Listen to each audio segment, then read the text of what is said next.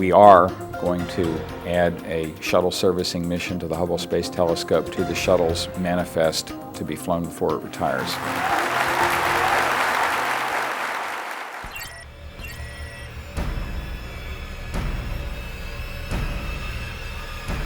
At about 7:35 Eastern Standard Time, Hubble entered into inertial hold safe modes. We noticed spikes on the structure current and the main bus current. We believe that this is indicative of a short circuit that occurred in the advanced camera for surveys.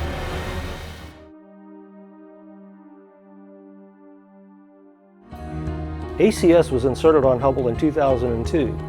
Before it died, it was the most heavily used instrument on Hubble. ACS was our best survey camera, so it was able to, for example, map the distribution of dark matter in space. No one had ever done that before. ACS was critical to our study of dark energy, surveying the galaxies out across space for exploding stars, supernovae, that would indicate how far away those galaxies were and how fast they're moving away from us.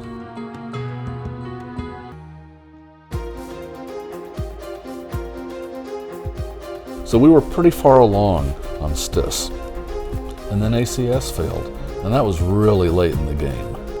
What failed is a power supply, and in fact in the ACS there were two power supplies, one redundant set of power supplies, so one of them failed and they switched to the other side, and the other one then failed.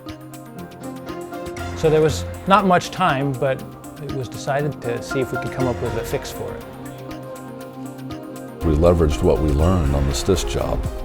How to get to those components, how to remove large numbers of fasteners with fastener capture plates, how to build special tools for the astronauts to do the job. Just getting the thing to work in this amount of time has been difficult. We're running probably 2 to 3 times faster than a typical program, getting things from concept to design to actual cutting metal and building things. It has become one of the fortes of our program that our people are really, really good at rapid development. Removing the card, the cards that we're taking out are very similar to the card that's being removed in the STIS repair. And in the STIS repair, they are going into where the power supply is, because that was also a power supply failure. So they're taking off 111 screws for STIS, and it's 32 for us. We had learned an awful lot on STIS. We knew how to get to these places. We knew how to pull covers off. We knew how to pull cards out. Now the problem was, could we do it where ACS components were located? I'll try 4 guide studs and hand tight. These instruments were never designed to be opened up by astronauts in space, and certainly not by astronauts in space working in big, bulky spacesuits.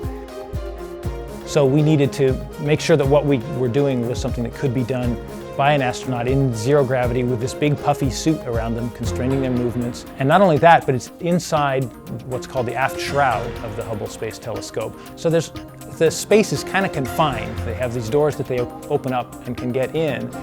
But where we're actually going in is they kind of have to reach around some of the stuff and not work right in front of their faces.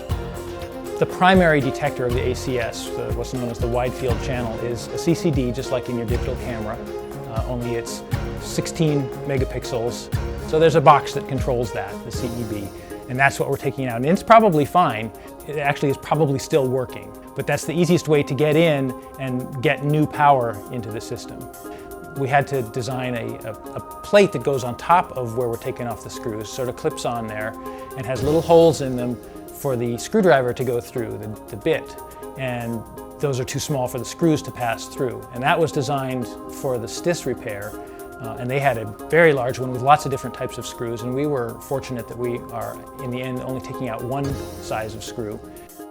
We're going in through the top of this box, and there are 4 circuit cards in there. We'll pull those out, and that leaves us a hole with connectors at the bottom.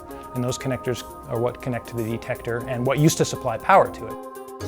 And then we'll have a little cartridge with 4 new cards in it that will slide into that space, and that will allow us to make connections there with the new cards. But also the power now will come in from the outside through our external power supply instead of coming in from the bottom. It's particularly important to repair ACS because it, together with the new camera, the Wide Field Camera 3, make a complementary set. They have a full set of capabilities that astronomers need in cameras operating together. It's very clear that after the servicing mission is over, astronomers will be using this combination of Wide Field Camera 3 and Advanced Camera for surveys about 2/3 of the time.